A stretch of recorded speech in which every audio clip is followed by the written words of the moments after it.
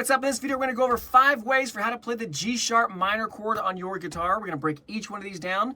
Nice and easy, easy to hard. The easiest one only uses one finger, which is nice, okay? And I'm going to show you how to do this. We're going to go over proper technique, what fingers to use, all that good stuff so you can easily hit this chord, understand what's going on underneath the hood. I'm going to show you what notes you're playing.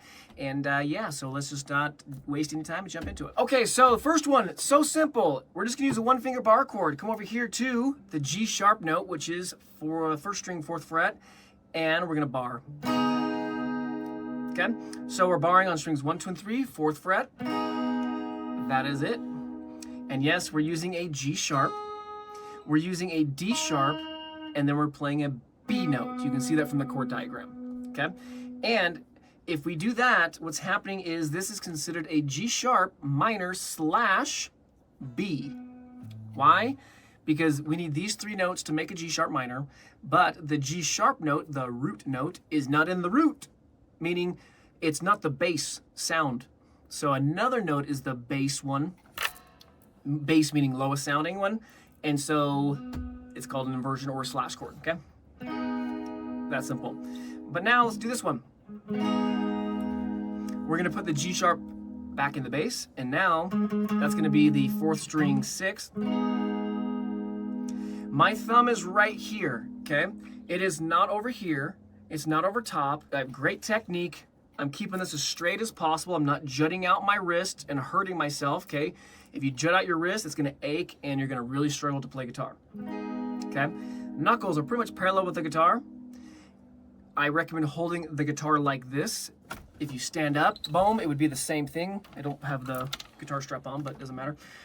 If you play guitar like this, the folky way, you can do that, but just keep in mind, if it's straight, I'll keep it perfectly straight. Hopefully you can see that with the camera, maybe not catching that. My hand's doing this and it's gonna hurt, dude. So we need this to be as straight as possible. Go look at any of your favorite players. This is what's happening, okay?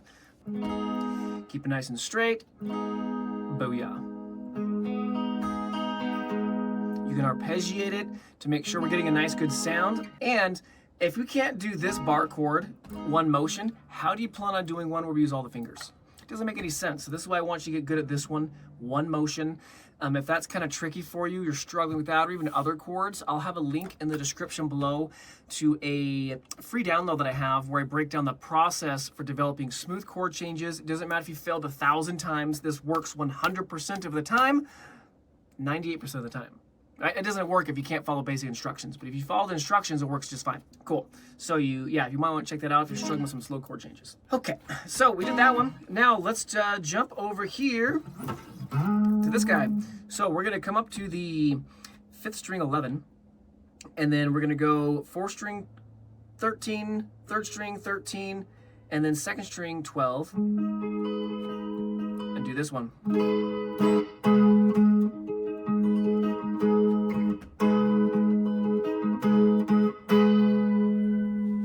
Right? Don't even worry about that string. If you strum it, whoops,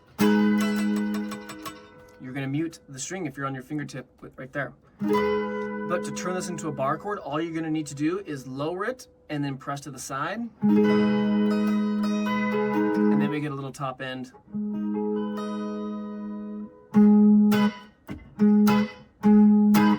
We've done 1, 2, 3, 4. I'm gonna give you a bonus one. Here we go. Boom. So this one's a bit more exotic, but this will be a good one for your fingers. A bit more stretchy. You can see I'm using all of my fingers. Turn to the side, you can see what's going on there.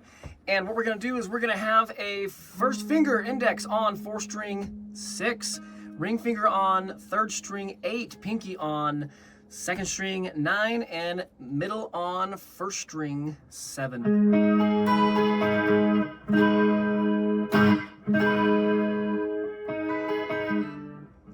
One motion.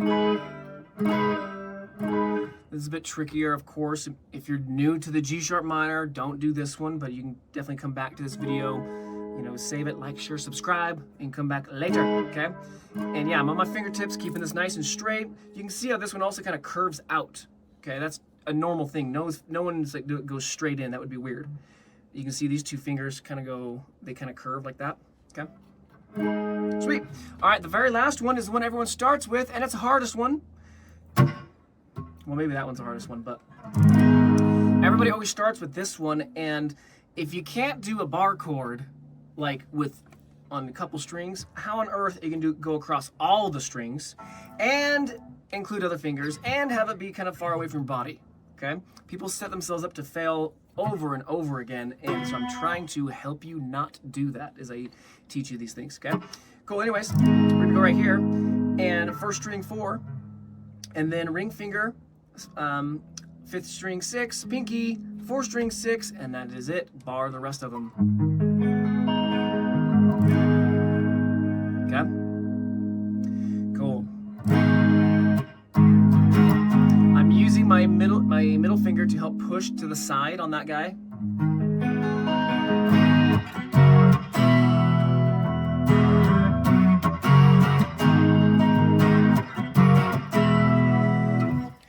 Yeah, and that actually sounds pretty sweet. So G sharp minor, F sharp major, E major, boom, and back to.